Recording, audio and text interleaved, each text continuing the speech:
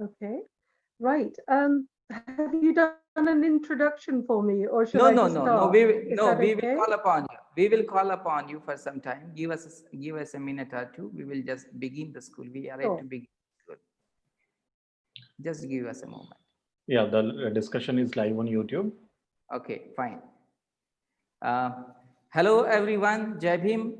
Welcome to our endeavor, the Ambedkar Online Free Law School, that is AOFLS. What is AOFLS? Ambedkar Online Free Law School is not an ambitious program or a mission.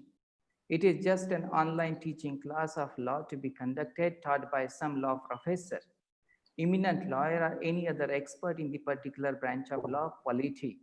It is being held on every Saturday at 6 p.m. It aims to cover all the Saturdays in a year, irrespective of holidays. It will approximately cover 30 law subjects and 20 legal discourses on contemporary legal issues. It is a free law school through internet app and available to everyone and anyone who wish to learn law and join the online school.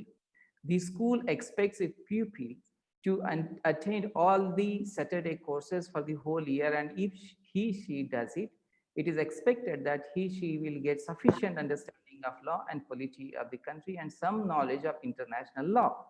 The school will also teach about the practical aspects of the courtroom's functioning, including their jurisdictions, and may organize courtroom visits on some occasions. It's a charitable non-profit organization to impart mass legal education.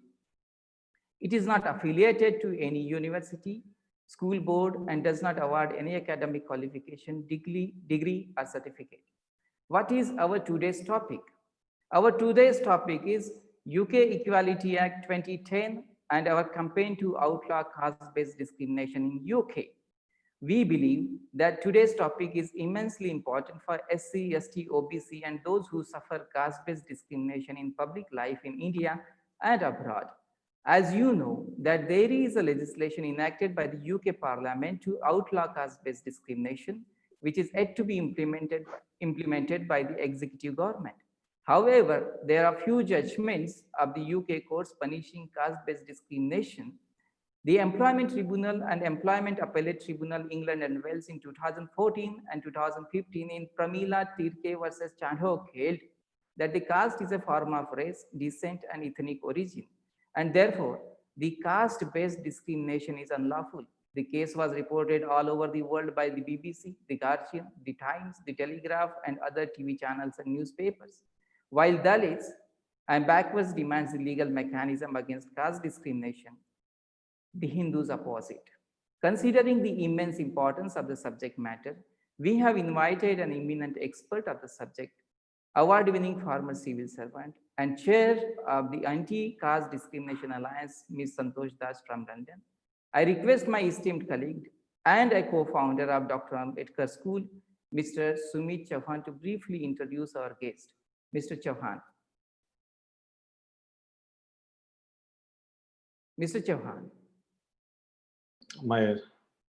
Thank you, Nitin sir. Jai Bhim to all. Myself, Sumit Chauhan, and I am a media person. I am glad to introduce Santosh Das ma'am to our Ambedkar School class today. Santosh Das is chair of Anti-Caste Discrimination Alliance and president of the Federation of Ambedkarite and Buddhist Organization UK. In 2013, she took early retirement from the Department of Health in Whitehall to concentrate on raising awareness of caste-based discrimination and to campaign for equality legislation to outlaw the caste practice in Great Britain. She held a number of senior roles at the Department of Health, including leading on better regulation, governance, and risk management. In 2014, she successfully secured the government of Maharashtra to purchase 3.1 pound house in London, which the great social reformer Dr. Ambedkar lived in 1921 to 22 in order to turn it into a memorial. The house now been given UK government permission to become the first museum dedicated to Baba Sahib Ambedkar outside India. This is the first museum outside India where Baba Sahib have lived. Her biography of Lubbock, Eric Reginald, 4th Baron Avebury, politician, social reformer, and human rights activist, appeared in the January 2020 tranche of new biographies in the Oxford Dictionary of National Biography. Santosh Das was awarded a MBE, the MBE, which is Order of the British Empire, for services to better legislation in 2007 Queen's Birthday Honors List. A true Ambedkarite and asset of Bahujan community, on behalf of Ambedkar Online Free Law School, I welcome you, ma'am. We are glad to have you today. Thank you, ma'am. Now class is open to you. Now I invite Mrs. Das to deliver her lecture. Thank you. Well, hello everyone from sunny London this evening. Thank you, Nitin ji and Suchan ji and the Ambedkar School, Law School for inviting me to speak about our campaign to outlaw caste-based discrimination in the UK. Our campaign has been in the campaign for over 20 years, and my colleagues who are also listening in today and part of the Zoom call, Mr. Ravi Kumar and Mr. Lekyan. Ravi Kumar has been as part of the campaign, for over 20 years, and so have my other colleagues. So it's quite a long process, and I will try and cover the main points of our campaign as well as I can do for about 45 minutes, and then I'm happy to take calls from you. So if you can all keep yourselves on mute for the time being, and then when I finish, then perhaps Mr. Nitinji can invite people to speak. First of all, I have to stress I'm not a lawyer. I have years of experience in how government in the UK works, how UK Parliament operates, and how laws are made, underpinned with regulatory impact assessments, which I led on. It was one of my levels of expertise, and how important evidence is, when you're trying to make a policy change that will result in a law change. So at the beginning, I'd just like to say a little bit about the anti-caste discrimination, because robustly since our beginning in 2008, when we were formed. And we were formed to monitor and oppose caste-based discrimination in the UK and abroad. We're an independent, not-for-profit, voluntary organization that's registered with the Charity Commission. We are a group of unpaid volunteers. We devote our time voluntarily to this cause, and our champions are mainly our executive team and other champions that we've got in the House of Lords and members of Parliament and others. There are very many people who support us. Now, the ACDA conducts this work by supporting sufferers of caste-based discrimination in the UK, and we challenge bad practice when there's bad practice there. We introduce a level of strategic coordination between groups of organizations and mainly working with the Ravi Dasya, the Valmik, the Ambedkar community at grassroots level. And we, of course, research and publish documents, and our report that came at a very critical time in 2009. Hidden Apartheid, A Voice of the Community is one of our notable publications. And we've initiated and organized many joint statements, lobbied for many parliamentary questions and briefings to parliamentarians and meetings in Parliament and in the community, and led public protests. And we've also lobbied at UN level, and we regularly engage with the media. That's part and parcel of what our organization does. And of course, I noticed that we've got Mr. Gautam here and Ofebo also sitting in, and I also devote some of my time to the activities of the Federation of Ambedkarites and Buddhist Organizations, UK as well, promoting the better understanding of what Baba Sahib Ambedkar was about and how important his life and his works were and how they continue to be. And that's part of my other passion. Now, today in my talk, I'm going to focus on the equality law in Great Britain, caste in Britain, the campaign to outlaw caste discrimination, what we've achieved so far in the decades of campaigning, and what have been and will be future barriers to get justice for sufferers of caste-based discrimination, but also about making change better and improve behaviors. The equality law. I mean, the UK doesn't have a written constitution, like India, and we haven't forgotten. We owe Baba Sahib Ambedkar a lot of gratitude and thank him for India's constitution. In the UK, although not codified, the UK's constitution is essentially in written, is in hundreds of acts of parliament, court cases, and documented conventions on how things will work. And one of the very most important pioneers of equality law in the UK is Lord Anthony Lester.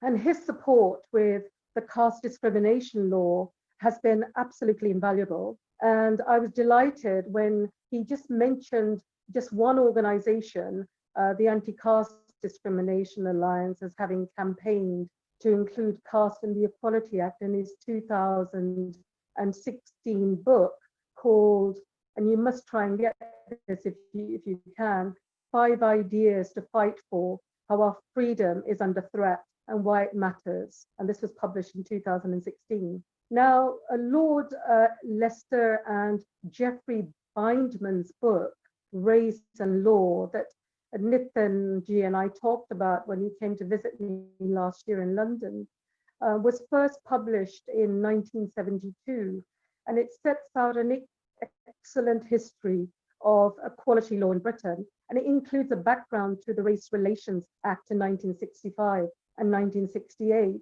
And I think some of you, some of us who've experienced this, will remember that in the late 60s, people could quite happily put outside boarding houses, no blacks, no coloreds, no dogs, no Irish. That sort of discrimination, overt discrimination was rampant. And this book is really a useful piece of work if you are studying law and you're interested in equality law.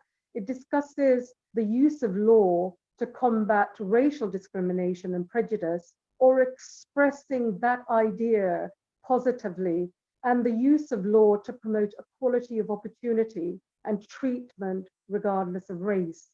And in these times of the Black Lives Movement, and the UK itself is being asked to examine its record on racial equality, and nearly 50 years later since the book was published, it's really important, to read some aspects of it. And I revisited it, and there was one paragraph that stood out, like a light bulb for me. And it's at the end of one of the appendices of it, called A Cautionary Tale.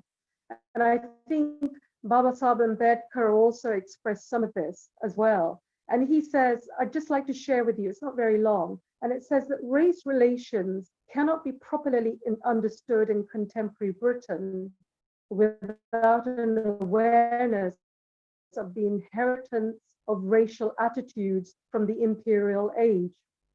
There are extreme instances of use of the law as a declaratory gesture rather than an effective instrument of individual justice and social change. And they teach a lesson in the evasion and abuse of the law.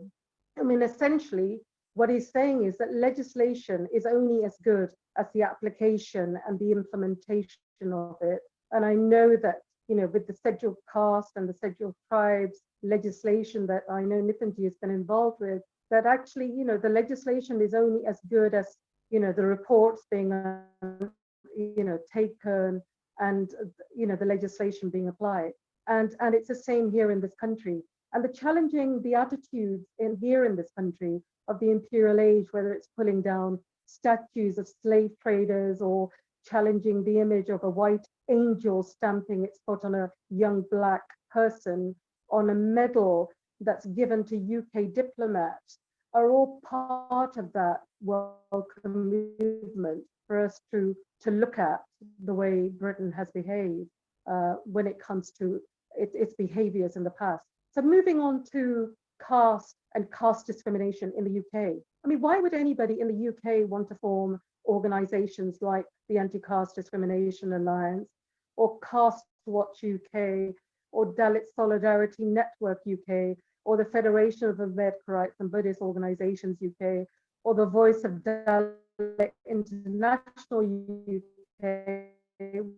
Why do we want to talk about place, and it deserves no place anywhere, is prominent in India?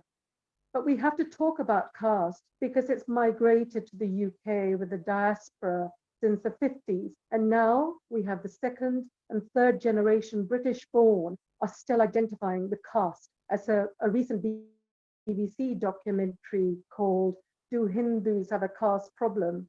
That was broadcast last year, towards the end of last year and again this year. And this has demonstrated that, you know, caste plays a part in people's lives here in the UK still. And added to the early migration is the migration of highly skilled, mostly Indian since 1980s, since the 1980s. You know, the IT experts, the medical professionals, you know, the nurses, and they're bringing their caste, and some are bringing their caste prejudice with them to this country. And this is some years on from the 50s. And with regards to the scale of the population, there are 4.5 million people, and this was in the 2011 census, the last census that we had, from South Asian diaspora, where caste plays a factor in some ways, and that's from India, Pakistan, Bangladesh, Nepal, Sri Lanka, in Britain. And caste discrimination impacts on these citizens and thousands of others who routinely arrive for short-term employment or further education. It impacts on their lives. And if 25% of this 4.5 million are Dalits, then that amounts to over 1 million Dalits in the UK. But then I would say that, you know, that was 10 years ago. So the figures would be very different now. And in the UK, how called Southall in West London, famously known as the Little Punjab, you know, you're sure to pass Guru Singh Sabha Gurdwara, Ram Gariya Sabha Gurdwara, Naniskar Gurdwara, Sri Guru Ravidas Temple, a Vishwa Hindu Mandir, or a Sri Guru Valmiki Sabha, or even a Shri Ram Mandir, all within walking distance, you know, in Southall. And if you search the United Kingdom's official charity commission website, you'll find charities like the Guru Ravidas Community Association, the Brahmin Samaj, the Bhagwan Valmiki Sabha Bedford, the Ram Gariya Society, and so on. You know, there's so many, you know, on the list. That is evidence that organizations name themselves after their caste and their descent. And what's quite interesting that in 2018, the British Sikh report found that nearly 50% of respondent Sikhs believed in the caste system, and 13% consider it very important. So there's evidence of caste, and in the NHS, for example, which is one of the largest employers, you know, 25% of the people that are there are, but the most commonly, second nationality in the NHS in England, and this is published in their report at the beginning in July 2019, is Indian. So in one of the largest employers, the next common known nationality is Indian. So you can imagine where you know, the impact of caste or caste discrimination can take place. Now, the campaign to highlight stories of caste discrimination began in the 70s with some far-sighted and committed and politically savvy Ambedkarites including people I work with, like Mr. Arun Kamarji, who's now the General Secretary of FABO, and others. And he raised the issue of caste harassment in the media, for example, when so-called upper caste to calling a pub in the West Midlands derogatory manner, and he managed to get some publicity around it. And they also talked and highlighted issues to do with caste discrimination in marriage practices. And it's still evident now in the UK that matrimonials still appear in many diaspora newspapers where they call for a particular caste for their daughter or their son, or themselves. So, you know, it's still, and a few months ago in the Times, which is a very famous daily broadsheet newspaper here in the UK, carried an article on how algorithms in a shadi.com website meant that people of a particular caste, no matter how perfectly matched they were, you know, according to their occupations and their education and so on, were not being introduced to others because they were deemed low caste.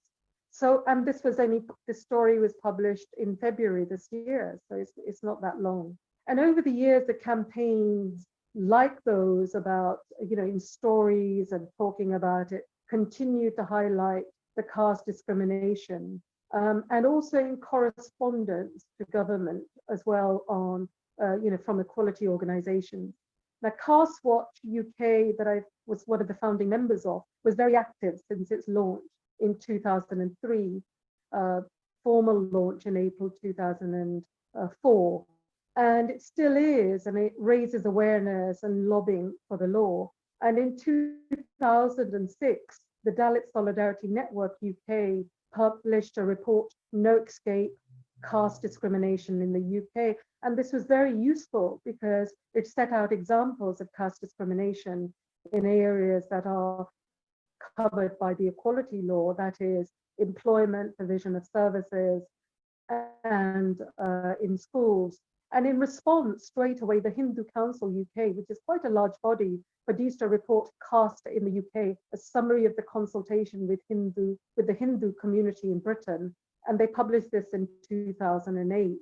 And this included a lengthy section on the origins of caste system, but denied the existence of caste discrimination, although they recognized that it might be a slight problem when it came to relationships and marriages. And the Hindu Forum, which is another body, similar body, produced a similar report called the Caste System, and that was also in 2008.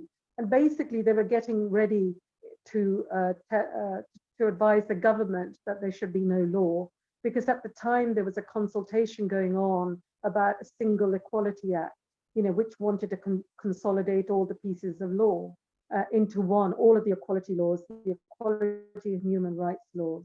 And in response to the 2008, Mr. Chananlal Jahal, the president of FABO UK, and a brilliant intellectual and a great leader, and my predecessor, and I've got big shoes to fill, in his January 2009 report, The Evils of Caste, presented a powerful counter-argument to the Hindu Council and the Hindu Forum report.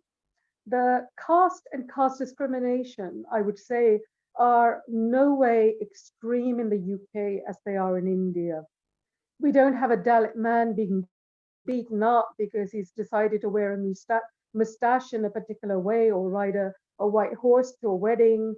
We don't have Dalit girls and women sexually abused or raped as a form of societal control or punishment or bonded labor even. But we do have people who identify with caste, and their prejudices translate into caste-based discrimination, and that is no different to other forms of discrimination in the UK.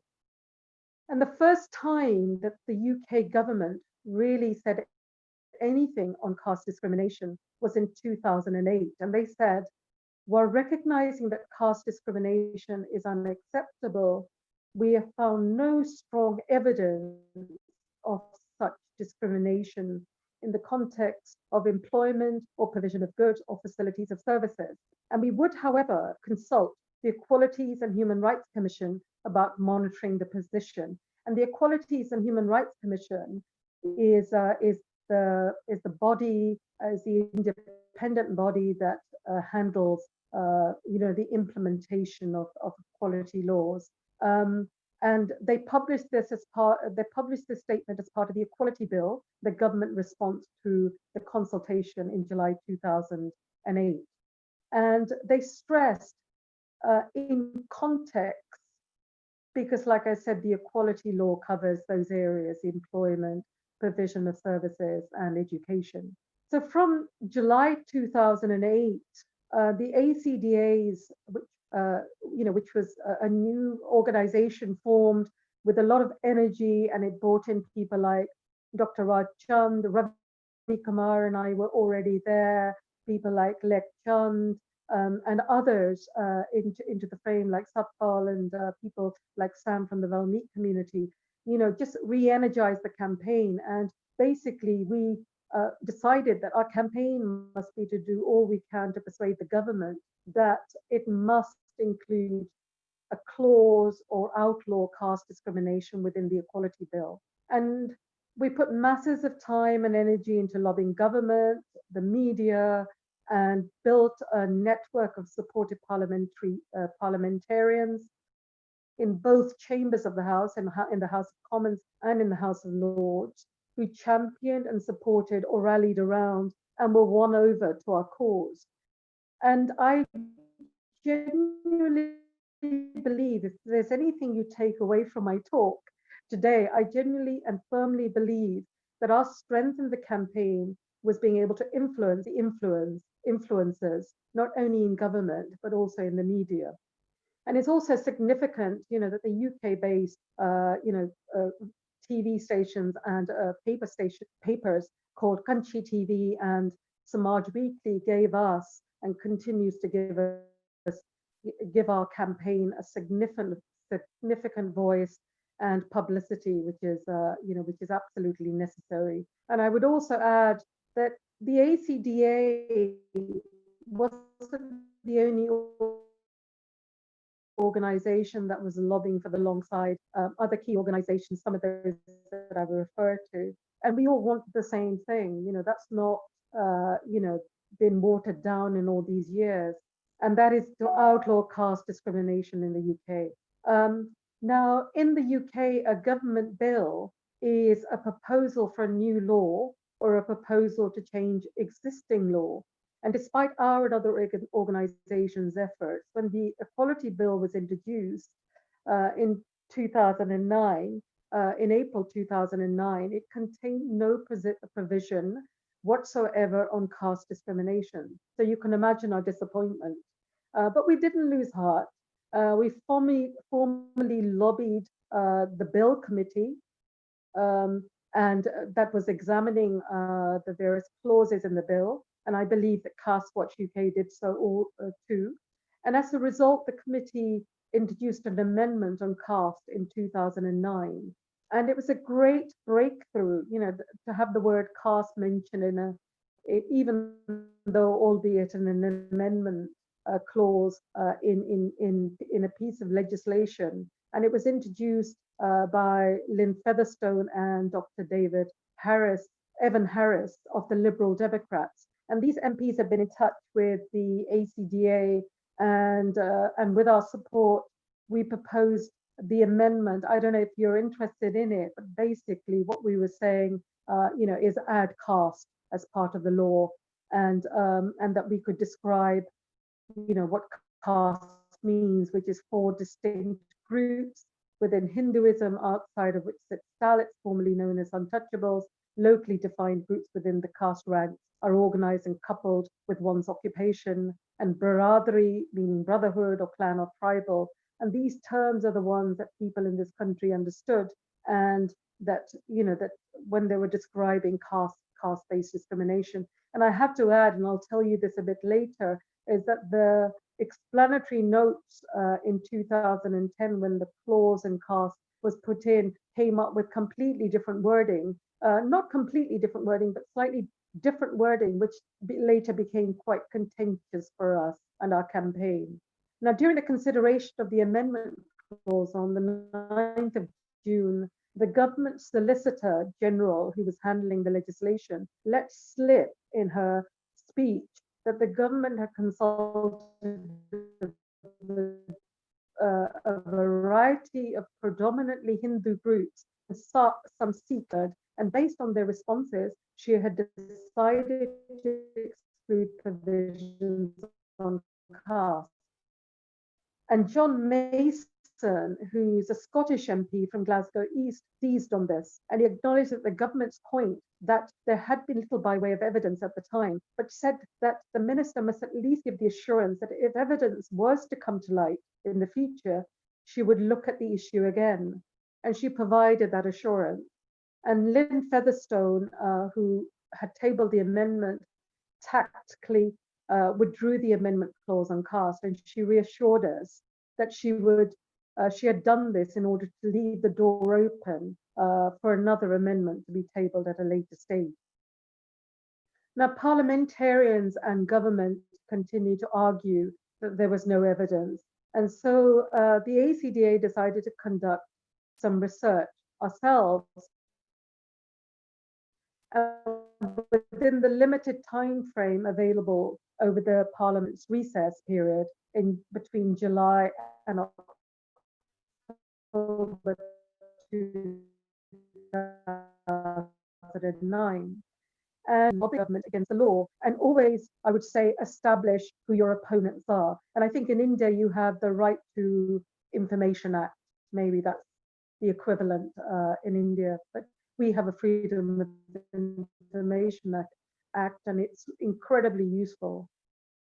For research, we managed to get 4 professors on board from 3 different universities, and we invited people to tell us about their experiences of discrimination for the research through an online questionnaire that we placed for 4 weeks, that ran for 4 weeks, and included and carried out during this period 9 focus groups around the country. And we published all of our findings in our report, A Hidden Apartheid website, www.acda.org.uk.org. Sorry, I've got the website wrong, but I will share that with you later. So it's available on our website. And we launched this report in the House of Lords.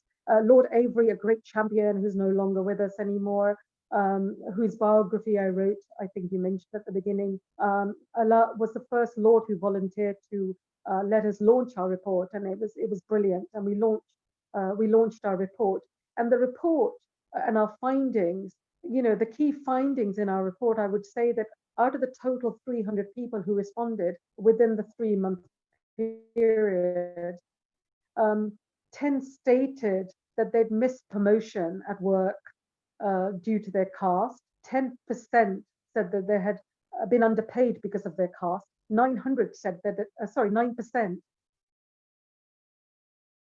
that they'd experienced verbal abuse,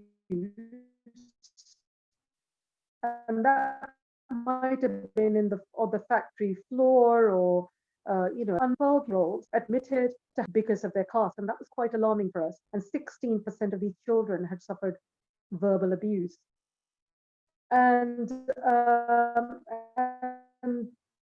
it was quite an eye-opener for us, to set out our report in that way. So please do read that report. And ACDA's 2009 report, and our supporter, Dr. Annapurna, Discrimination Law in the UK, she published a law review article called Caste Discrimination, a 21st Century Challenge for UK Discrimination Law. And together with our report, it gave the amendment that was tabled on the Equality Bill a lot of kudos that had been lacking for for many, many years. So we intensified our law, and we organized a protest on the need for the law, and one of the first protests we ever did, ACDA did, and that was in January 2010. And it was timed, outside Parliament for a particular discussion about the caste laws. And we only had a few dozen people in the civil service just down the road in Whitehall, and I couldn't join it because I was a civil servant and I couldn't participate in these things. And but it was a very, very powerful move because people referred to that protest.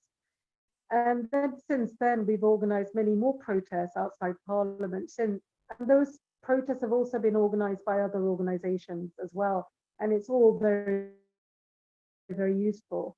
And on the 4th of February, after options about the amendment on caste law, the government, the Labour Party government, finally agreed to a very, very critical and crucial meeting with the pro-legislation organization. And for the first time, and so we were successfully articulated, everybody, I think, there were about 20 people there. I don't know if Raj Chand is on the line, but or maybe Gautamji is on the line.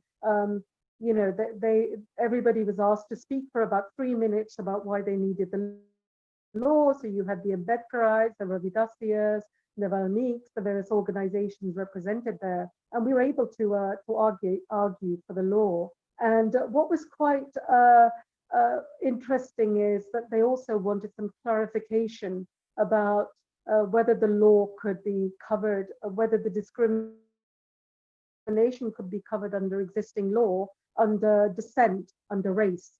And I mentioned descent because in 2002, the UN Committee for the Elimination of Racial Discrimination, and in short, CERD, issued a general recommendation to all state parties to the treaty, the UN treaty, affirming that descent includes caste. And in 2003, CERD had recommended that the UK introduce legal prohibition on descent-based discrimination. And the UK responded in 2005, stating that there was no evidence of such discrimination and no legislation was required. And descent, remains an existing legal category that is binding internationally in the 91 CERD, to which the UK has been a party to since 1961. So descent is one of the 5 limbs of the definition of racial discrimination under the convention. And the 5, as you know, are race, color, ethnic or national origins and descent. In April 2010, the UK government and Parliament finally agreed a Power in the Equality Act 2010, Section 95A, which is like a mantra to a lot of us, because a lot of us talk about this, that could easily be used by government ministers to insert by secondary legislation the word caste as an aspect of race in equality law. And you can imagine, our joy knew no bounds. We were just so happy because we thought it's just a matter of time, that it would become law. And the law described caste. It's in the explanatory notes of the law that is still there, and this became problematic for us later. And I don't know where this came from. I think it came from the Equalities and Human Rights Commission. It certainly wasn't something ACDA drafted. The term caste denotes a hereditary, endogamous marrying within a group community associated with a traditional occupation and ranked accordingly on a perceived scale of ritual purity, is generally but not exclusively associated with South Asia, particularly India and its diaspora. And it can, and that bit is fine. It's the other bit that caused a problem, which is it can encompass the 4 classes, varnas of Hindu tradition, the Brahmin, Kshatriya, the Vaishyas and Shudras and communities, the thousands of regional Hindu, Sikh, Christian, Muslim or other religious groups known as jatis, and groups among South Asian Muslims called baradaris. Some jatis regarded as below the Varna hierarchy, once termed untouchable, are known as Dalits. And Annapurna Wagre, we've discussed this, and she said that she wasn't entirely happy with this terminology. But actually, we didn't pay much attention to it. We were, sorry, just get some water.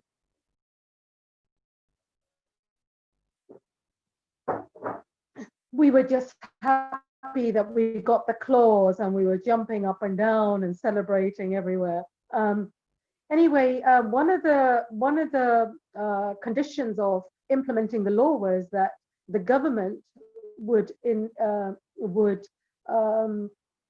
commission a government report and ask the National Institute of Economic and Social Research, and it's one of the most leading independent research bodies in the country, in the UK, to conduct research to underpin any future regulations, legislation on caste. And the Labour Party commissioned that research, before the election. And in May 2010, we had a general election, and the Labour Party lost, and the Conservatives and the Liberal Democrats formed a coalition government. And this actually proved to be a huge setback for us, because although the Liberal Democrats had supported the law in opposition, and still in fact had the Tory party, actually people like Baroness Warsi and others, who were leading on equality issues were supporting us from the Conservative Party, things kind of slowed down in the Tory-led government. And in December of the same year, the NISA, the National Institute of Economic and Social Research, published its report, Caste Discrimination and Harassment in Britain, in December. And the findings weren't too dissimilar. They basically confirmed everything that ACD had said, a year ago. And while the government continued to consider the report, there were various caste-related employment tribunals in 2011, notably the Ambedkar versus Humanik Solicitors, where a young man who worked in the solicitor's office, fell in love with another girl who was from another caste, and the employers who were the same caste as the girl just started harassing him and harassing her, and basically it ended up in a really bad place as far as the employment was concerned. But the case went on for some time, and the case collapsed, unfortunately, after the judge recused herself after a 36-day hearing, because the police had knocked on her door and said that one of the witnesses to the case had been harassed, his window had been broken, and because the police had come and interfered, so the judge felt she couldn't participate in the case anymore. And then in 2012, there was another employment tribunal that mentioned caste, and it was the Naveed and Aslam case, and that failed for two reasons. One, that the two people were exactly the same caste as each other, and the other reason was that there was no legislation in place that this case could be taken forward under. And in 2014, as Nitin talked about, the Turkey and Chandok case, which was widely broadcast everywhere, sort of left it, and the government agreed that it was wide enough to include that people could take their cases to court and actually get justice when they were looking at caste discrimination. And then it took another 3 years since 2013 and a lot of campaigning to get an amendment within the Enterprise and Regulatory Reform Act, Reform Bill, in 2013. Where the power in the 2010 Equality Act, saying may, it said you must legislate. And the other thing that we wouldn't have had this law in the House of Commons. It was opposed by parliamentarians, and the Labour Party just didn't get the vote because there wasn't enough MPs to kind of push this agenda after the 2015 election. But what we did get was the support in the House of Lords, and they were the ones who really pushed for this amendment. And it ping-ponged at the end, sort of like just before the law was made in April 2013. And basically the Lords supported the law, but the government, before it made the law, inserted a sunset clause into the legislation saying that the law would be reviewed after 5 years for its effectiveness, but also that if it was no longer required, then it could be got off. If it made the difference that was required, then we wouldn't need it anymore. And this actually, I have to say, was the first time, we actually had a sunset clause to do with equality law. Now, by then, the UN also, the ACDA had also, I'm going to be finishing off in about 5-10 minutes. The UK had also lobbied the UN meeting in 2011, in September 2011, and Ravi and Sam and Mr. Memi and Dr. Raj Chand and I can't remember everybody who went along, but they went along and they actually lobbied in the margins, the various rapporteurs, and told them about caste discrimination in the UK.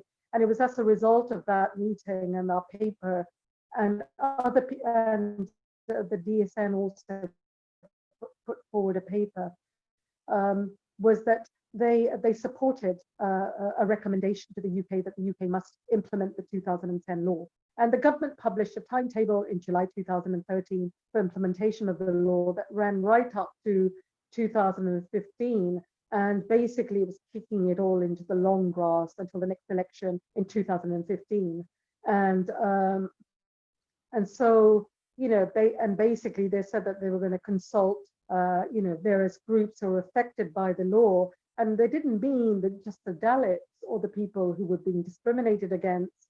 They meant the whole of the Hindu and the Sikh community. And it was like, to us, to someone like me, it was like saying, well, we're not going to introduce legislation on race discrimination because the white people won't like it. Or we're not going to introduce legislation on gender because men won't like it. But that's exactly what the government did. And so to up the pressure, Dr. Raj Chand in the ACDA invited Mrs. Nave Pillay, who was a human rights high commissioner at the time, to attend a meeting of ACDA. And she very, very kindly accepted. And that was really wonderful news for us. And so when she came and she spoke at the House of Lords in November 2013, she called for strong, swift implementation of the law. And you can actually read her speech on the UN website, and it's still there. And she asked for the insidious stain of caste-based discrimination to be wiped out. And in 2014, Caste in Britain, which is one of the reports commissioned by the government, which was a report of the expert seminars and stakeholder workshops led by Meena Dunda, and it included two of the professors who, Dr. Annapurna Wagre and Professor Roger Green, who had advised ACDA on our report, was published in early 2014. And it being commissioned by the Equalities and Human Rights Commission.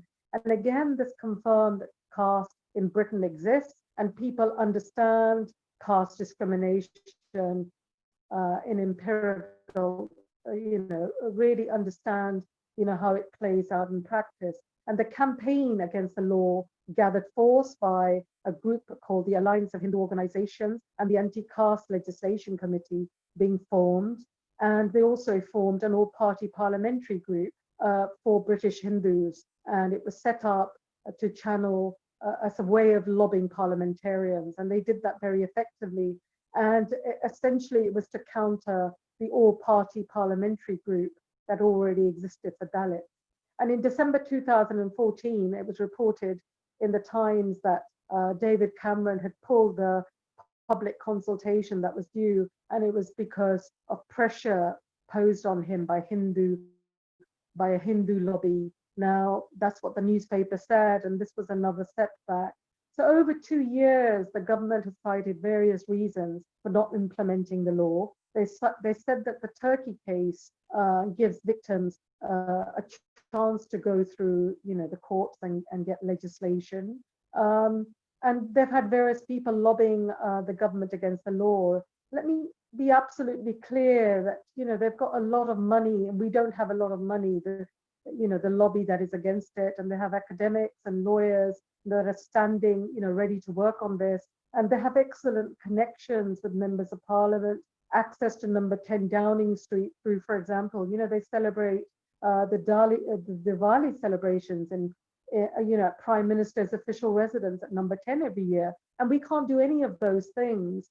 And during the 2019 election, there was a leaflet called the Dharma Seva Purva Puksha, and it was a leaflet, and it was quite downright offensive.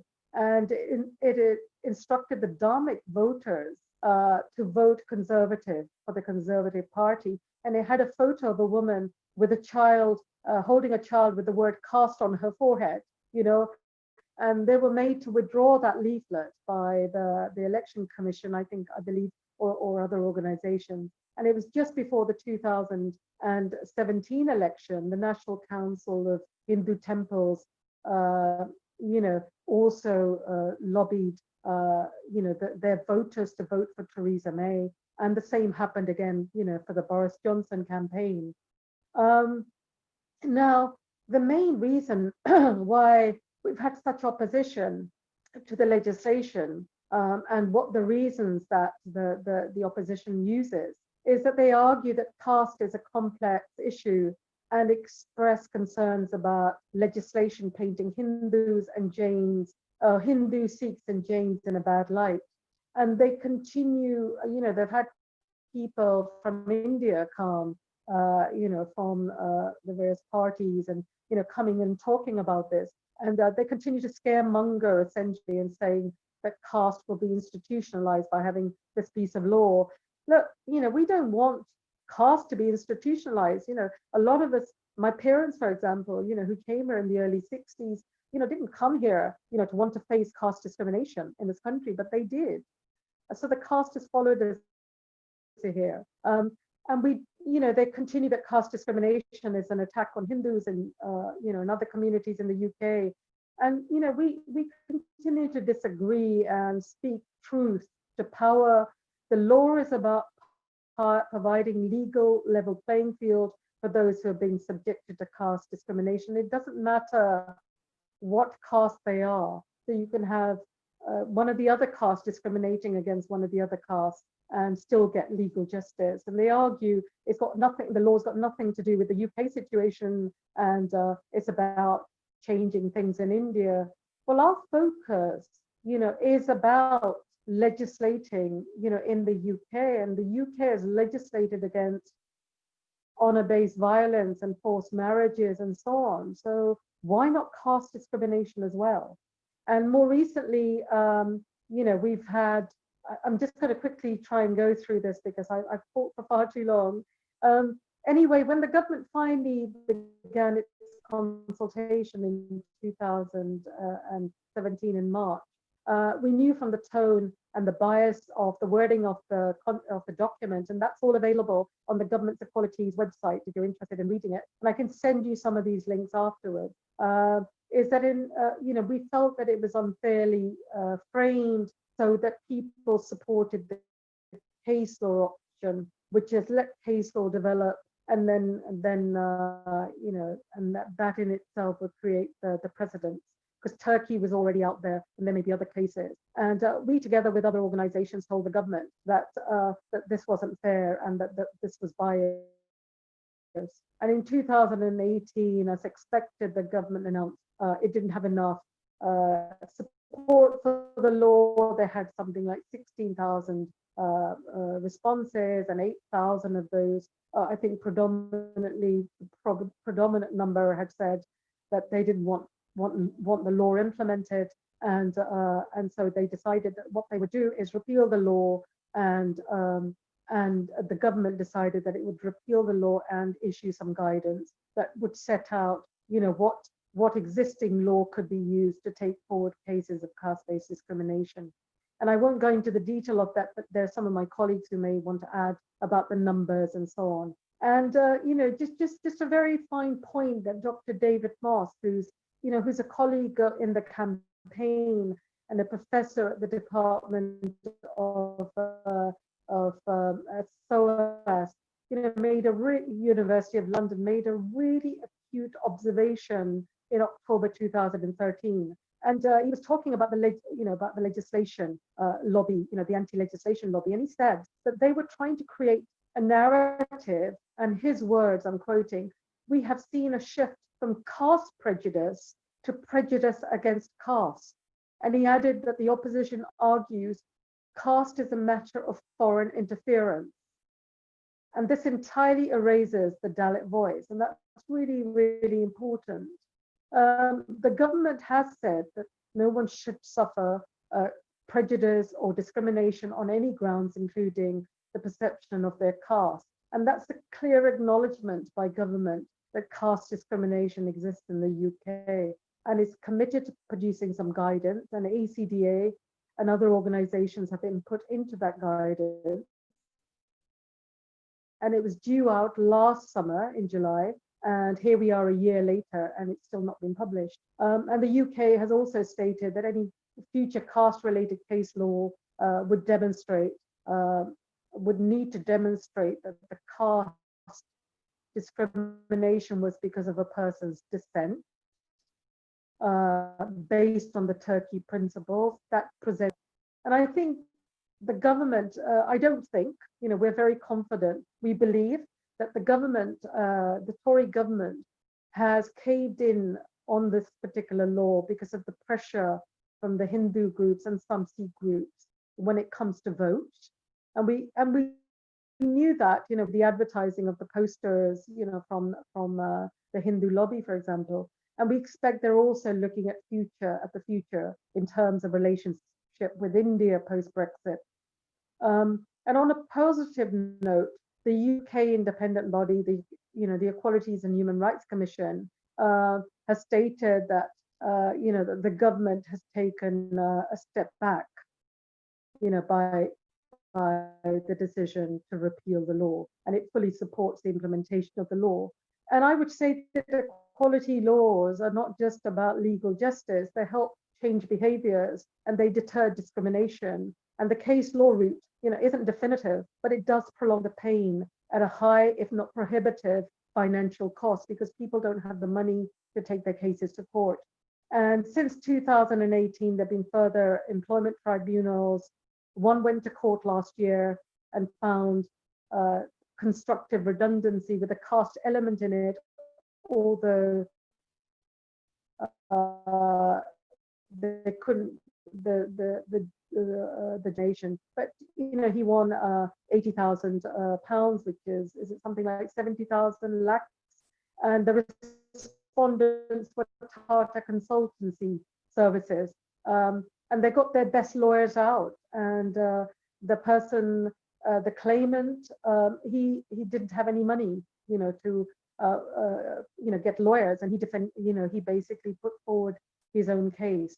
And we've had other cases, like I said, that was settled out of court. One of them, another six-figure sum that ACDA helped with, and another one that we're working on. And our work continues supporting sufferers of discrimination and then helping them get some sort of legal justice. And earlier this year, ACDA managed to get a local hospital in England to take down a piece of guidance on how to treat a Hindu patient on their website, and the leaflet included words like Harijan, untouchable, low caste, Brahmin as being the highest caste, implying a person of this caste is more important. And then they lumped together in this menstruating women and mourners and Dalits as ritually unclean. And this is, this was only a few months ago. We had to get this leaflet down from them. As soon as we brought this to the attention of the chief executive of the NHS hospital, they put it down. But you see, what is happening is that things like that are being sneaked into the psyche of the British in that way, and that is not what we wanted. And the anti-caste lobby argues that it can deal with the caste discrimination without the law. But I would remind us what Dr. Ambedkar says, and he said religion and custom and culture cannot be the only guardians of morality, and that is why he wrote the Constitution and he did all the labor reform laws and everything else, because he regarded laws as incredibly important. And so whether in India or in the UK or in Canada, we have a moral duty to uphold and create laws and push for laws that will progress morality and justice and equality. And outlawing caste-based discrimination in the UK is a must. And we know discriminations will carry on rising their ugly head, and other incidences of the like I talked about the leaflet in that hospital, will carry on, and some government will have to provide clarity in the law. But government are acknowledging that there's caste and there's caste discrimination in the UK. And I think that is a huge achievement of our campaign and people who have been working in the campaign, lots of names that I can't even begin to mention, and so I'd like to end my message here with a final point.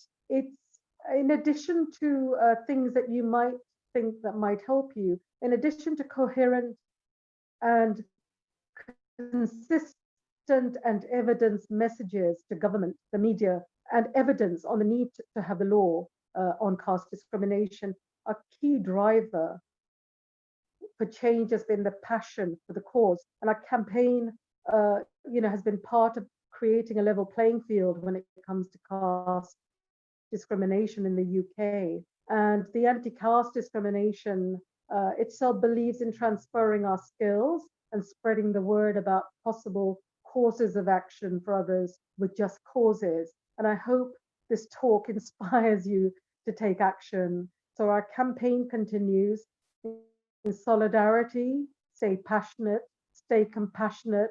Thank you for listening. Jai Bhim.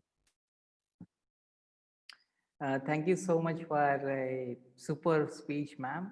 You covered almost all aspects of the law there, and also you have provided an insight into the movement which is going on in UK for outlawing the caste-based discrimination. It was really a great pleasure of all of us. Now I request our participants to ask questions, and I request first I request Rishi to ask questions to ma'am. I'll just unmute Rishi. Rishi Yes, am I? studied law from the National Law School, Delhi, and he is an aspirant lawyer. He would like to ask you one question. Rishi. Am I Hi. audible? Yes. Yes. Thank you so much, ma'am, for an elaborate lecture on the dynamics of caste movement in the United Kingdom. I had a bunch of questions. Firstly, I would like to ask whether there is an orientation or a sensitization program about caste-based discrimination in the universities and offices in the United Kingdom. And for example, how we have a sensitization program on race, we have a sensitization and an orientation program on the discrimination based on gender when fresh students enter the university, or when fresh people enter the workspaces. So is there a similar orientation or a sensitization program regarding caste-based issues in UK universities or offices? Thank you. Okay. Well, I don't believe that there is a systematic program of action, and I believe that the main reason for that is that we haven't got the law yet, and we haven't got the guidance that the government has promised. That was due to be published, and what the guidance will do straight away, for example, will tell employers, will tell schools, will tell service providers, and the human resources, their HR policies and equality policies, they have to include caste discrimination as something that they need to look out for and deal with if they have any incidents of caste discrimination.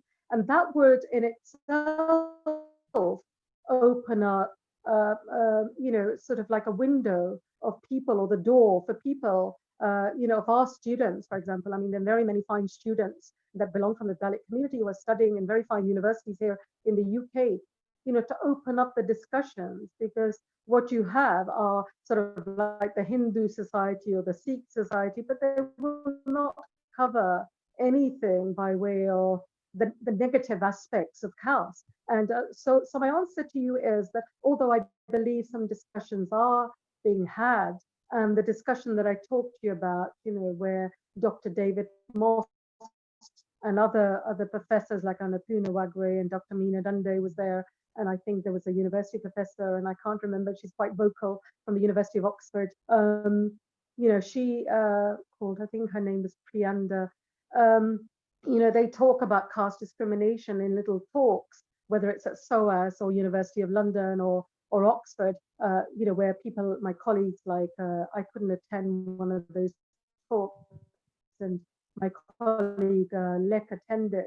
So there are kind of these discussion groups that are taking place, but nothing firm by way of like a systematic approach to this. And I'm hopeful that, with the guidance or the law, if it becomes law and it's implemented, we can make progress in that regard, Rishi.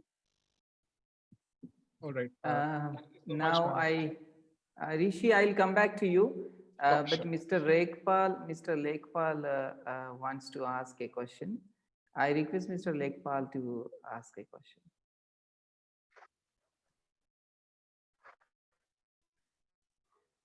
I'm trying to unmute you. Mr. Sumit Chavan, can you unmute him? I'm doing.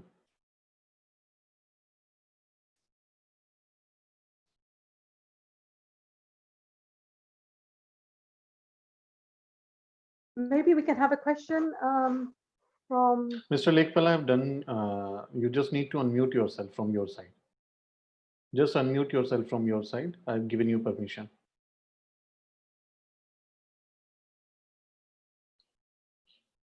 Okay. Yes. Sorry about that. I just wanted to add something to the last question. And that was that although there hasn't been as much debate in the university as we would have liked, however, Santosh has already mentioned that, we have got academics in various universities that are following these debates, and we mentioned SOAS and Oxford University and Manchester. But recently, I just want to add that recently there is a group of South Asian students against fascism that has been formed, and these are students predominantly come over from South Asia. And they're studying in various colleges up and down the country, and they have formed this discussion group, and they've actually laid out a program of discussions. And the first book they've sort of discussed was, the annihilation of caste, and they've started to read various discussions on the caste system. So there is a debate that is starting to take place, and they're very much interested into the activities of the Anti-Caste Discrimination Alliance, and they are very keen to follow the activities of related to anti-caste laws. That's basically all I wanted to say. But if I get a chance, I would like to comment and make another comment later on. Mr. Ayush is studying in Bangalore National Law School, and I want him also to ask a question. He is here. Mr. Ayush. Hello, ma'am. That was an interesting lecture.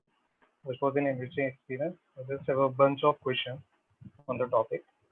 So you were talking about public consultations regarding the legislation, and I wanted to ask that whether these consultation or the question in it was sufficient to address the issue of caste-based discrimination, or they seem just biased against bringing the legislation. Maybe it was just an effort by the Labour Party to fetch votes, but eventually the legislation would fail because it was drafted, the consultation paper might be drafted in a manner that the legislation would not be brought in eventually. Okay, it's just the one question. The clause you're talking about, the 2010 clause, which said that the government may, if evidence were to come to light, implement this clause on caste. I think that's what you're talking about, is it? Or Yes, are you talking about the later? Yeah. When you know, I talked about this group that met Baroness Thornton, who was a great supporter of our cause still now. When we met, I wasn't there at that meeting, like I said. I mean, she was actually my minister in the Department of Health, and she also represented the government, the Labour government in the House of Lords. So you can imagine somebody like me going to my meeting, you know, it just wouldn't have worked. But my colleagues who went to that meeting, the 4th of February meeting, and I think maybe Mr. Gothamji is there as well, is that she was supportive. You know, they didn't really kind of think that it was something that they could kind of push forward. But actually, once we persuaded them and we had the evidence, they became more and more supportive. But our evidence to them was a quick study, you know, of an online questionnaire, very, very hurriedly done. We had advisors, of course, academic advisors, but actually, you know, the report was mainly written by us, you know, the ACD. They regarded that, and the opposition, you know, the Hindu lobby and so on, they regarded this as anecdotal. You know, they didn't regard this as anything, you know, that they could accept. And this is why they had to commission this other research. So I suppose they could have implemented it straight away. And I got the impression, you know, as I was going through this, was that actually they were quite committed to doing it if there was research that confirmed that. You know, that wouldn't have changed. But unfortunately, we lost, you know, we didn't have the Labour Party in government again. And it was a Conservative Party.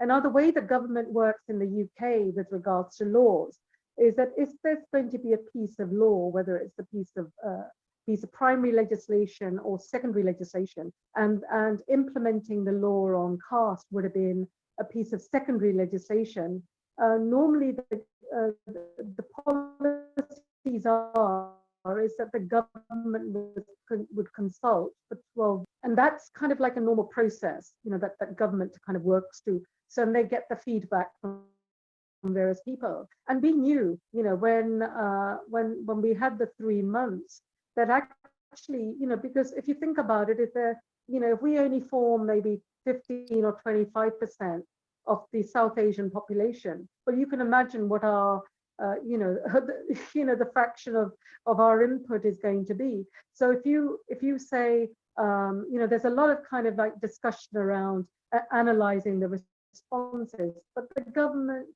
what I would say is that the anti-legislation lobby was a lot more successful in getting a lot more responses in, and they got their temples and their gurdwaras and all sorts of places, to go in there with that. And the government was only looking for that, basically to say, well, actually, we had 16,000 responses, and most of these responses said that we don't support the law. So it is a political matter, it is an election matter, it is a votes matter. But then I guess you get that in India as well, and in other countries as well. Sorry, does that answer your question, or am I clear? He is mute, I think. I'll call upon Mr. Asang Wankere. He is from University of London to ask his question. Asang, I have yes. Please go ahead and ask your question. Can you hear me? Sure. Yes, Thank you so much, and thank you, Santosh, for this very informative talk. It's as always good to see you and also hear you. My question is very specific. 2018, when the government decided to not enact the law, but said that whatever the case law is existing in the Britain court will be used to fight this anti-caste discrimination battle.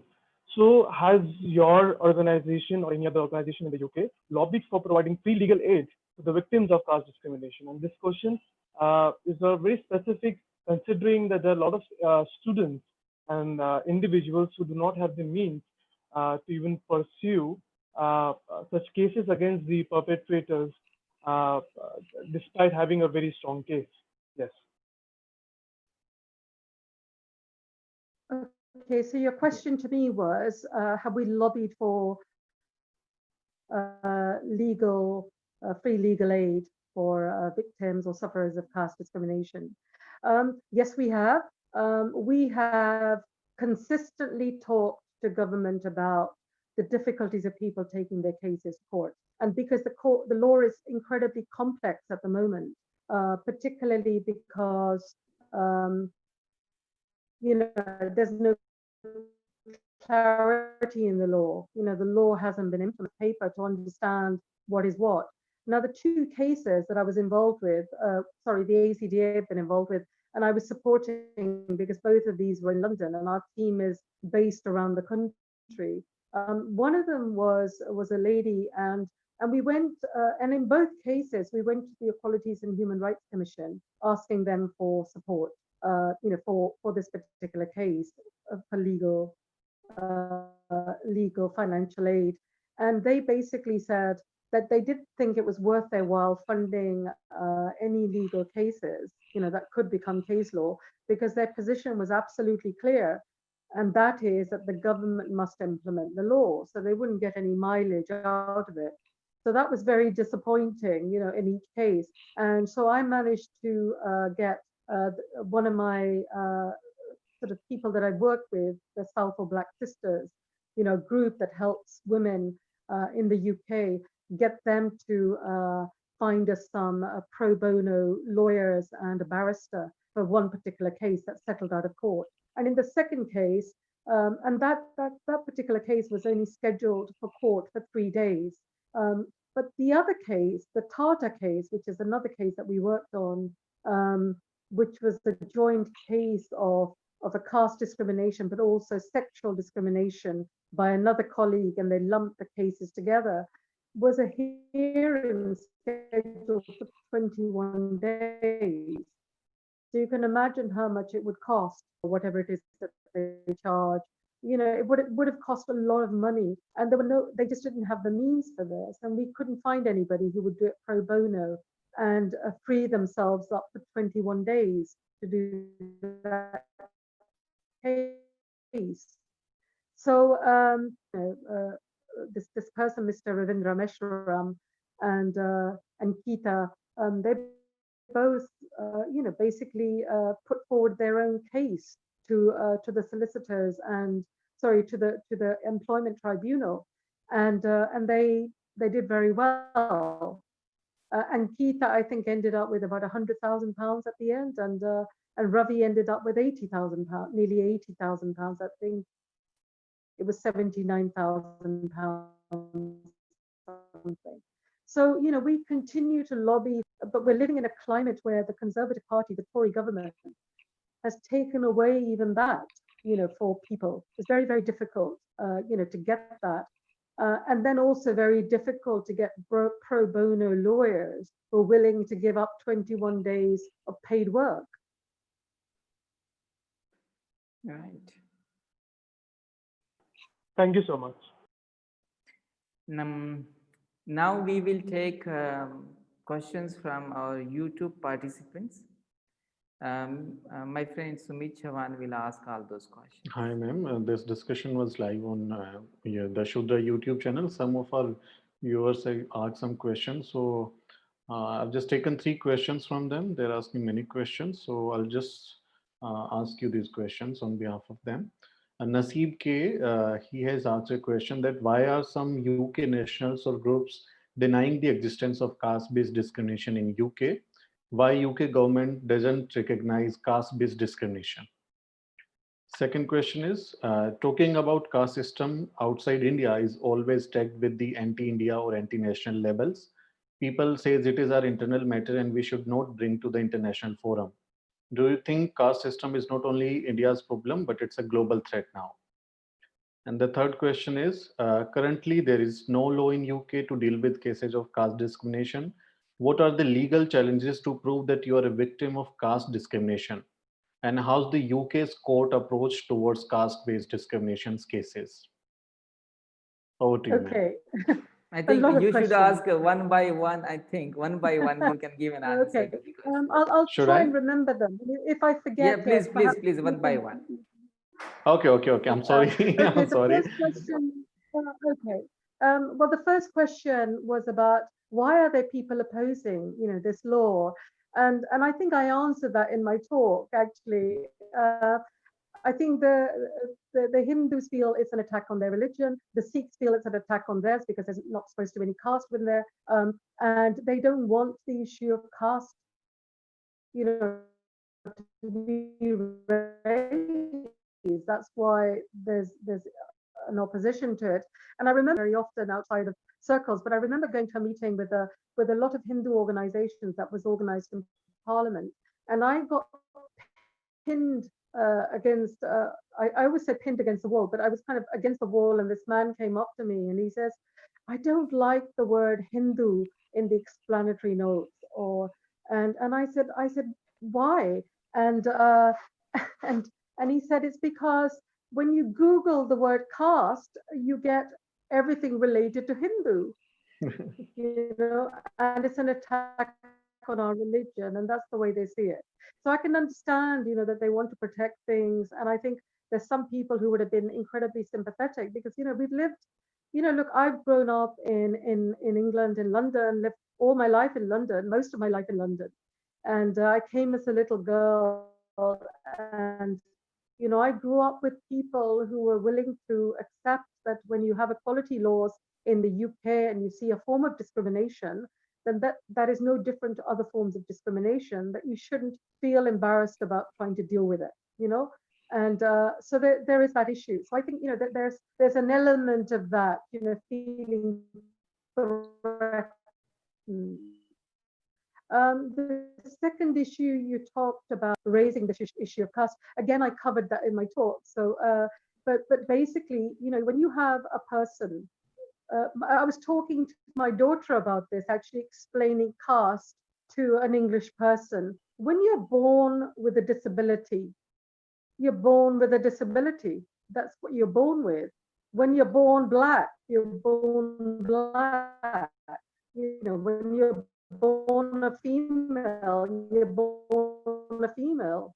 When you're born into identity or descent, whether you regard it as your identity, and it might be a good identity for some people, but it might be bad identity because of the oppression that people have faced for others. Now, some people wear their caste with pride and others don't. And one thing, that Baba Ambedkar said is that wherever you have people with caste, wherever they go, they will take their caste with them. And what we found in the UK is that's exactly what's happened. And that's what's happened in places like Canada, in America. I was talking to people in Canada. I was invited to speak at two of the universities there. And people came up to me and said, we're suffering in the same way, the same sort of things. And so I think that might explain, why it is, why we raise our heads. And I said this at the beginning, is that for someone like me who's benefited from equality laws in the civil service, progressed to a very senior post in the civil service and make a very good life for myself and other people in employment. And as a woman, as an Asian woman, it's because of the equality laws that people like Lord Lester and others, have given us. So if they've given us those laws, and you're finding that people are being discriminated in the workplace, or when service provision is given, or in schools because of their caste, and they're made to feel inferior, or they're held back. If you read our report, you will see cases of where people were held back from promotion, or they weren't allowed to go on holiday, or they didn't get the same pay rise as the other guy, from a higher caste. That is what happens. And if that's what happens, then we must outlaw it in the same way. It's as simple as that. It's not for negotiation as far as I'm concerned. And there's no way, I draw a red line on this. And my colleagues, people like Lek and Ravi, I hope you'll get him to speak for a little while. No way will we concede on this. Whilst there's caste discrimination, we need a law to outlaw it, because it is no different to other forms of discrimination. And I think, what was the third question? Please remind me. I think have I covered the answers? Sure. The third question is, that currently there are no laws in the UK to deal with the cases of caste discrimination. So what are the legal challenges to prove that you are a victim of caste-based discrimination? And what is the approach of UK's court regarding such cases? Okay. Ma'am, Well, sometime I your would voice say, is not clear. So I would request you to, hold the mic somewhere near. That is due to some my internet voice, connection, I think. Your voice is not much clear sometime. All right, go ahead. is my voice clear? It is Okay. now, it is clear. All right. So you asked the question about are there laws in the UK, for people to take up their cases and so on. I think I covered also that in my talk. I mean, basically, we have the government have told us. They told us in 2018 in July that as far as they're clear in their mind that they have the existing law, which that you can take up caste discriminations under race, but under ethnic grounds, like Pamela Turkey took that. So ethnic uh, includes and race includes descent. So the existing law provides for that. But unfortunately, the government has never made that clear. And it's the guidance that is going to make that clear. So they've already made their position clear. And the case law that we got, with Turkey, Pamela Turkey, is a good precedent. And unfortunately, the Tata case didn't come forward, and there are two other cases that settled out of court, that can't be talked about because we settled out of court. And there will be many others that are settled out of court. And until we get some cases going through the court, we're not going to be able to refer to those cases. So I suppose if somebody tomorrow said, I'm being discriminated against because of my caste, and these are the reasons, and so on, and these are the examples of how I was discriminated against, and how this made me feel, they can take it up, with the courts, either through an employment tribunal or through the university or through the school. Now that is there, but it's just not the clarity of the law that we would like, and the guidance hasn't been out there that the government has held back that could help us share that a bit more widely. Mr. Ravi Kumar, he wants to ask you a question. Mr. Ravi Kumar.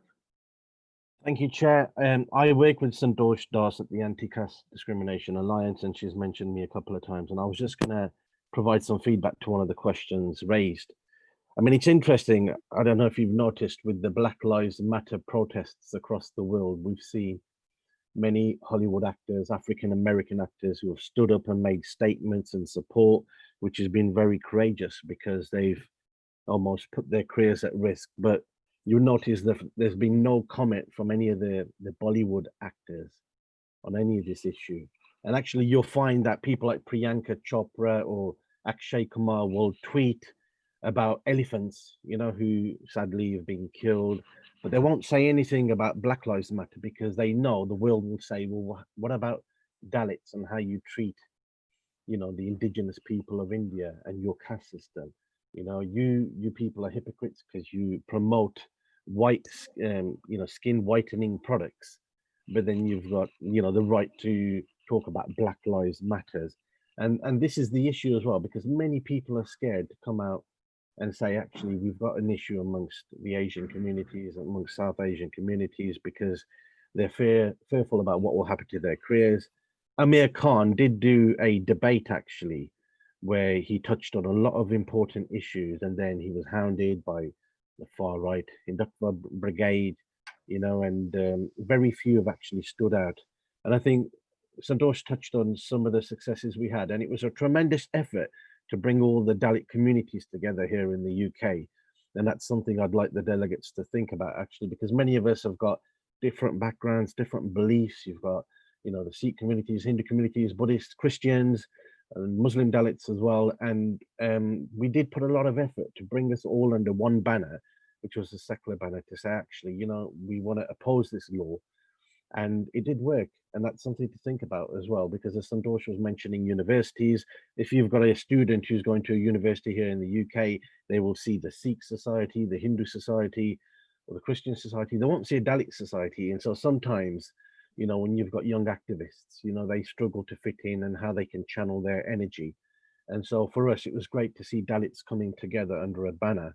And it was a bit similar to actually the Afro-Caribbean, African Americans, where they can come under one common platform.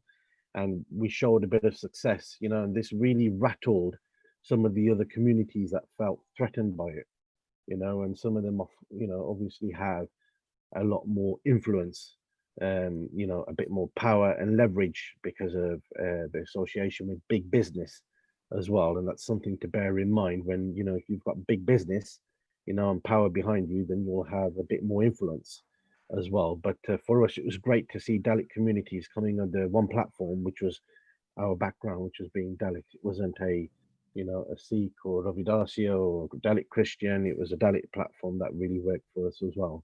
And that was quite strategically important for us. Thank you All for right. that elaboration. Yes, ma'am, go ahead. No, I just wanted to say thank you for to Ravi and to Lek actually for their contribution, because you know, we're a very close team, and there's only a few of us, and if you think about, you know, our campaign and how much we've done actually, you know, and all of us give our time voluntarily. So you know, it's trying to get our different communities on board. And Nitin ji, I find there's so many divisions amongst our communities, you know, where everybody's a leader and everybody you know, wants to claim that they've done everything. And I don't know if you got that same problem in India, but certainly, you know, we have that. And I think There is one one of question. There is ACDA's one. strengths has been is because, you know, we've gone. Okay, we'll move on to the next question. No. There is a similar question from the patron of our Ambedkar School that I will ask you later. I think. Now we have a co-founder of our school, Ambedkar School co-founder, Arvind Kumar, who is studying in Royal Holloway School. He is doing PhD there in London. He would like to ask you a question. Mr. Arvind, can you hear me? Arvind. Yeah, I can hear you. I can hear Please go you. ahead. There, Please go ahead. there is internet connection is getting disrupted time and again, so that's why I am unable to follow up whole debate properly. Ma'am, thank you for your wonderful observation and wonderful presentation. I have a question that recently I came here in 2000, now engaged with the which are already there. So means how you think that two streams of Hindu community which came in UK, one which has come directly from India, another which has through South Africa, means the community which earlier moved in African countries, and then from there they came here. So far as caste discrimination is concerned, is there any difference between these two streams of Hindus, those who came from African countries and those who came directly from India? That's not I've it's funny, you know, because in the campaign, you know, when you know, when we've been dealing with this, the ones who've come from Africa, you know, will say to you, well, actually, we don't know about the caste system. You know, it doesn't apply to, I've lived in Kenya all these years, or I've lived in Uganda all these years, and it really doesn't apply to me. But for some odd reason, they come to the UK and they start mingling in with their particular temples, or, you know, that relate to their particular caste, right? So straight away, there's that kind of interaction, you know, between these groups.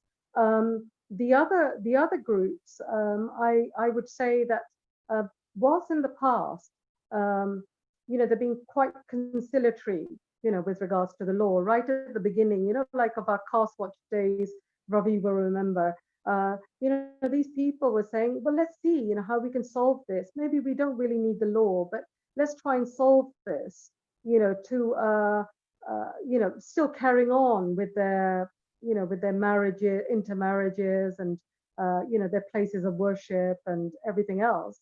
And they wanted to, but they didn't really kind of want the law, but they were more open to talking, to people.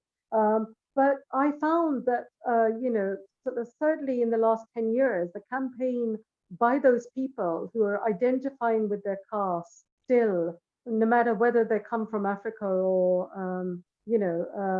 Priti Patel is a perfect example. Priti Patel, the Home Office Minister, she talks about her heritage from Uganda, as her parents being Ugandan refugees. And she came to meet us. In fact, I've just recently written to her at a meeting in Bedford and in Southall, and we gave her a presentation on caste discrimination. And she was the envoy.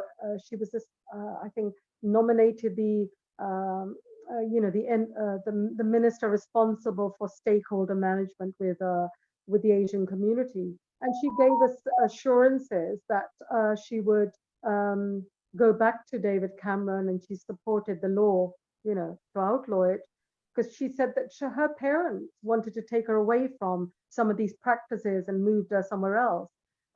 But these people go back on their word, so they know what caste discrimination is. They know what caste is. Some people, carry on with their businesses and whatever else that they need to do, but there are other people who try and reinforce it and sort of talk about their Brahmanism or their, their high status. So there's, when it actually comes to protecting their particular caste, they're no different. They quite like to be called Brahmin or Kshatriya or whatever. But when it actually comes to caste discrimination, because it almost goes back to some of those, those earlier thousands of years of the sort of the impact of caste on people and the caste system. They don't want to kind of touch on that. It's almost like, the British not wanting to talk about slavery or the East India Company or whatever. We're kind of there at the moment with it. So it's kind of like a difficult question. I think maybe Ravi can answer this better than I do, because he's putting his hand up. Is that okay, Arvind? And I would love to meet you actually sometime, and I know you're here in the UK. Yeah, I met you sometime, but actually there is issue. Oh, you did? Yeah. No, he is also living on the same line of your house. He lives in Engel. Yeah, somewhere that. Oh, we met on the tube. Yeah. Actually, Mr. Rishi. I think Ravi just wanted to add to that. Hey, Ravi. I was going to add to. Thank you, guys. I was going to add to that, which was, there are slight differences I've noticed. For example, when I work with the Sikh Punjabi community, there is this elitism there, where with the Bhangra music, popular music, people are boasting about their Jat caste.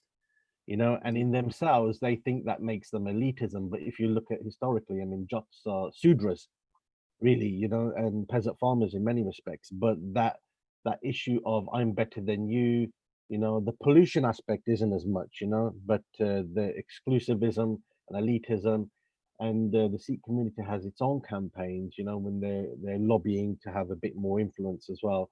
And what I find with maybe some of the Brahmanism, it's a bit more sinister there. People may actually spiritually believe that they can be polluting, if they be polluted if they come across Dalits and others as well. So there are minute differences, but when it comes down to it, the process of I'm better than you, exclusivism, and discriminating against somebody still exists there as well.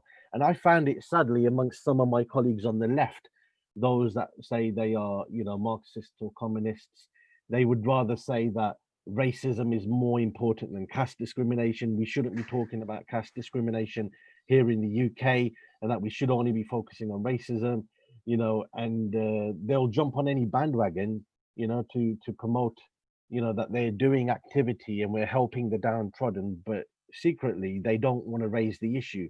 They'll say sweep it under the carpet. And so ultimately that comes down to the issue that they don't want to address it. And you've got to address the elephant in the room, that caste discrimination comes in, this pernicious form. and we should address it. And so many people, they may go around it a long way, but ultimately, you know, it manifests in different ways. Maybe they want to play the issue down. They don't want to talk about it. They don't want to give you the opportunity to come forward. If you're trying to get influence in local politics, all of a sudden caste raises its ugly head again. So yeah, it manifests in different ways, but all the same routes lead to the same destination, which is, you know, isolating communities and treating them differently, sadly. I myself would like to ask one question, ma'am. When the Theresa May government decided that the law should be developed through the court precedents, they said that there would be so many judgments Ravi, on this issue. Nitinji, I can't hear you properly. Can you? Can you hear me now? Can you hear me? I can hear you now. Yes. Okay, fine. When the Theresa May government had decided that law should be allowed to develop through the legal precedents from the courts, as if, you know, the common law was developed there in UK. What is the problem in that for Dalits and other backward classes there who are facing the discrimination? If the law is not put into effect by the government, and if it is allowed to go through the courts proceedings and the future precedences, I think that would also be a nice thing. What do you think?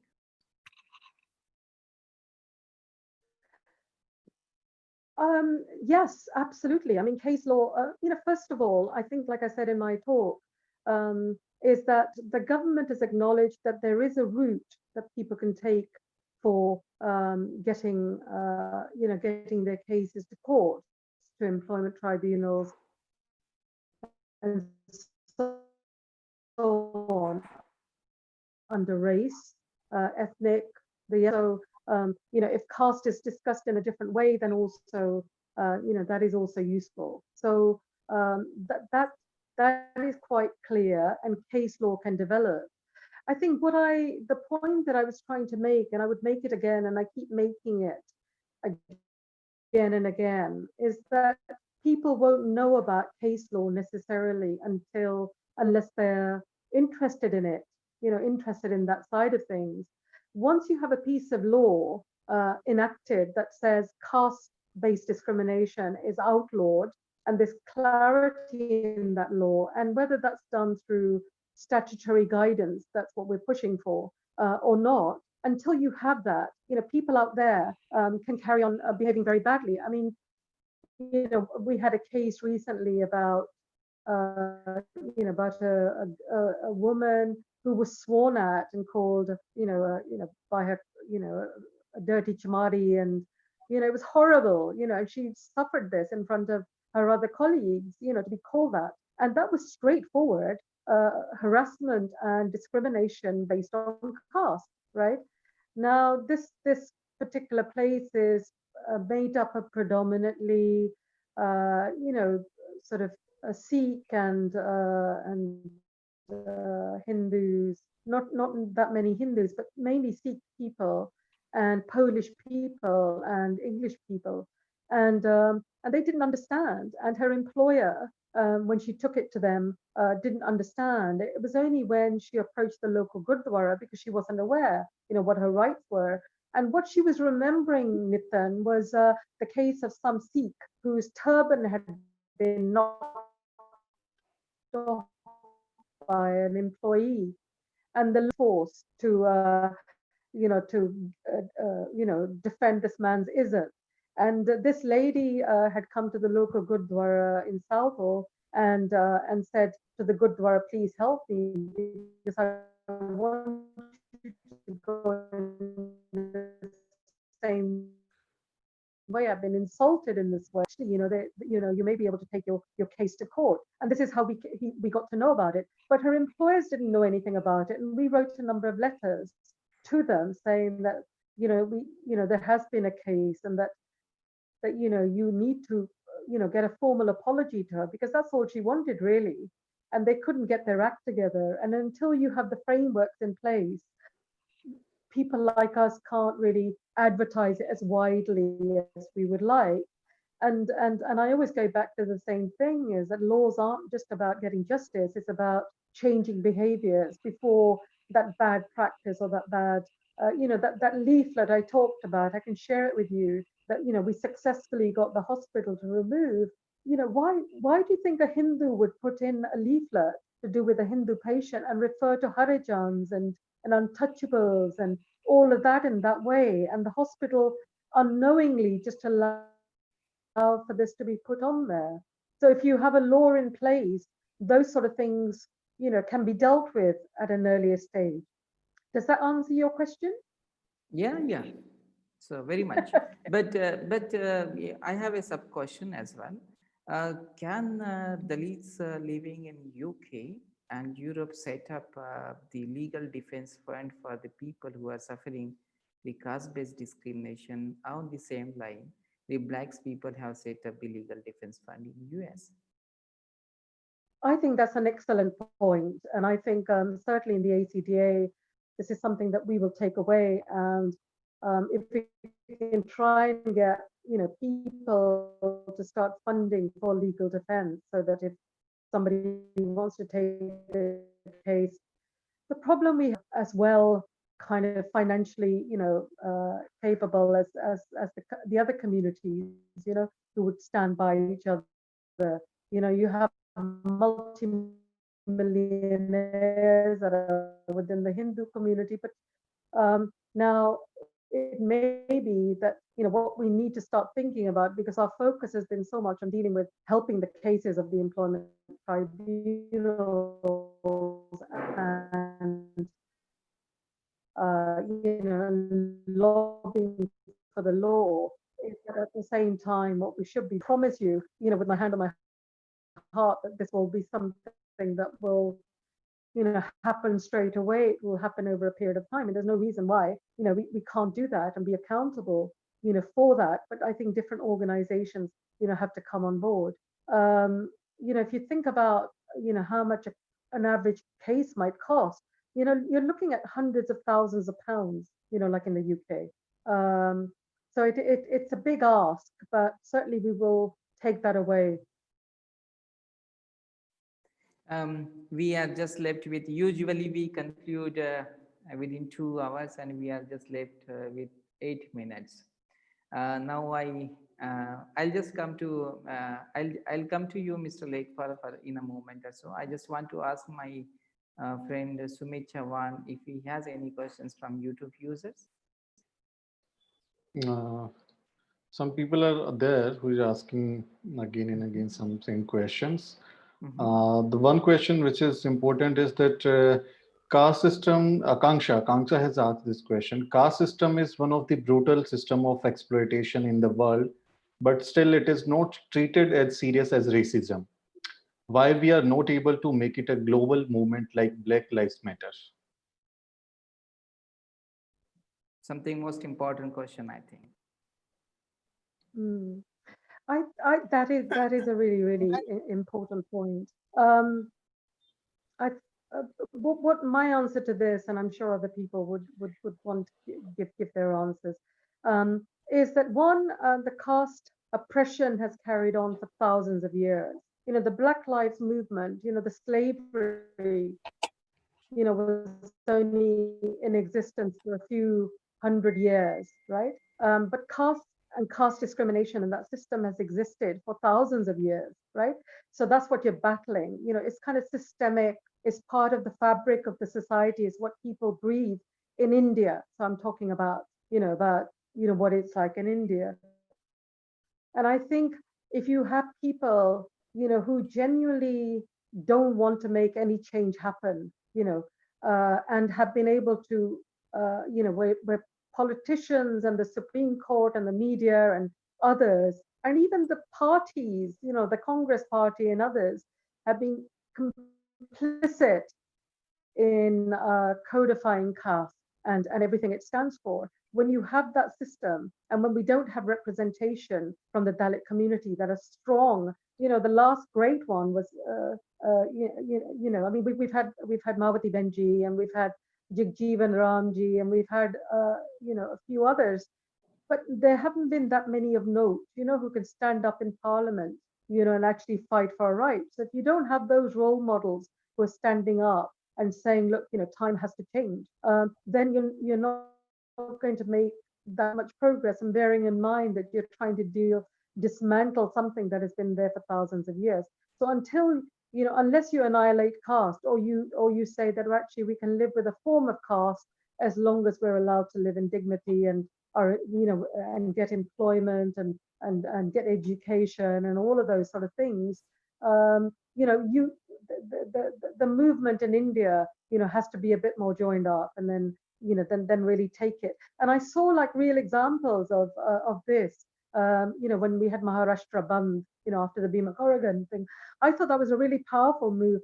And when Sant Ramanand ji died, from the Ravidasiya community, the whole of Punjab was pretty much shut down. Their Sant was shot, and so it's like those sort of things that really impassion people to get up and protest. But it's so difficult, for people in India, to do this. So what we're doing in the UK is linking up our, you may have seen a statement from us, the Dalit organizations, linking ourselves to the Black Lives Movement.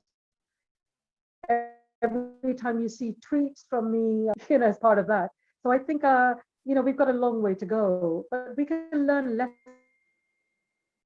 lessons from the way the Black Lives Movement is working, because in the same way, there's discussions about, people like, Sir Winston Churchill, about how, how he treated people, in India, the Bengal famine and others, how he pulled people up in the army and so on. You've got all of that history, as well. But in the same way, people are questioning why do we want to have a statue of Mahatma Gandhi here? There's a protest. There's a petition going around saying get rid of some of those statues, because he perpetuated the caste system.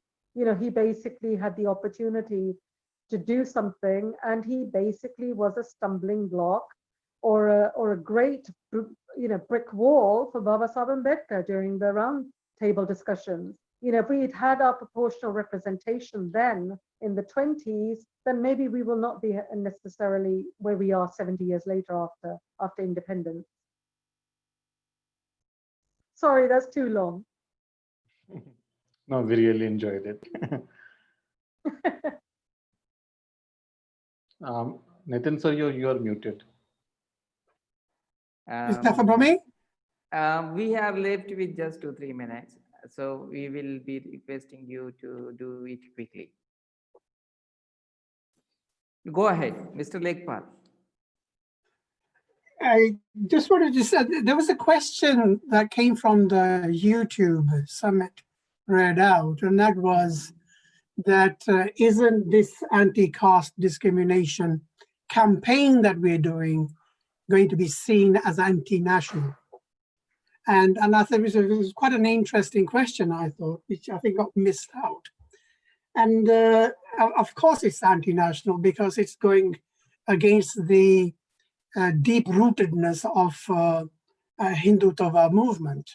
And any attack on Hinduism, it will be an attack on the caste system itself, which is one thing they want to preserve, tooth and nail.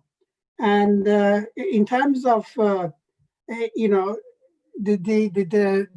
climate, the fascistic climate in India is labeling anything that is anti-Hinduism or anti-government or anti-BJP or anti-RSS as anti-national. So we've had this NRC and the CA movement, the NRP movement, which have all been labeled as anti-national. And under the guise of anti-nationalism, so many democratic people are being locked up, and no charges have been brought up against them for months and years. Can I just one final, because we've got 1 more minute left. That's really useful, Lek. But what I want to add here is that our campaign here in the UK, when there's nothing anti-national about what we're doing, we're British, we live in this country, we abide by the equality laws, where some people are suffering caste-based discrimination that has been imported here. There's nothing anti-national for us about what we're doing here in the UK. full stop, and I think those people who are trying to muddy the water and say whatever, that is my answer to them. I live in this country, I've benefited by the equality laws, from the equalities laws here, like a lot of other people here, and we don't, we're not being anti-national to the British, the British government that we live with. I think they're meant anti-national against the Indian government because it is their agenda that they do not want people outside to be talking about so-called the internal affairs of India. So I think that's what the just one more sentence. Just one more sentence. Can I just finish? Can I just finish here? Because the question was about whether we were anti-national, and basically I know where the question is coming from, but I'm repeating what our campaign was about. Our campaign was about a level playing field in this country to get caste discrimination outlawed, because people were being discriminated against. That's our campaign. And that's what the discussion is about today. We can have another discussion on another day about some of the other issues, but I think it's important, that we come back to the campaign to outlaw it here, and what's important for us and what's worked for us, and a lot of work that still needs to be carried out. And I've gone away with a really important suggestion from Nitin about setting up some sort of fund, to help victims, because we will have more and more. So I think that's really important. I'm sorry to cut you out, Glenn. Do you want to add anything? I think it's going really very interesting. We have so many questions. Ayush is here, Sang is here, and so many other friends also wants to ask questions. But due to the paucity of time, we won't be taking many more questions. So I really express, I really say sorry to all of them who want to ask questions, but we are not able to take up their questions. Now I request Rishi Raj Singh to express the gratitude vote of thanks. Thank you. Rishi Raj Singh.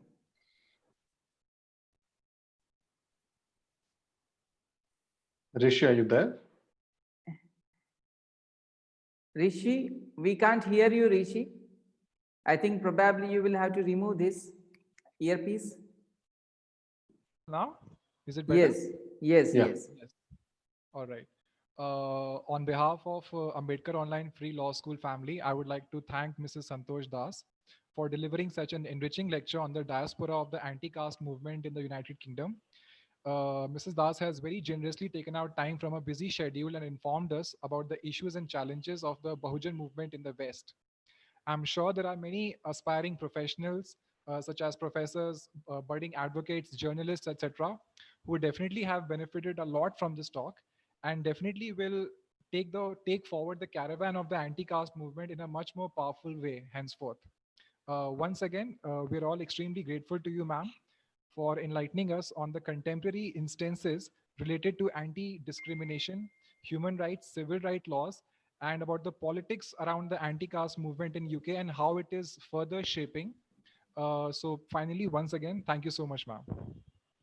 Thank you for having me. My friend Sumit and we all will be sharing the YouTube link of this program. Thank you. Thank you. Thank you. Bye-bye. Have a good Jai time. Bhim to all. Thank you. Jai Bhim. Thank you. Jai Bhim.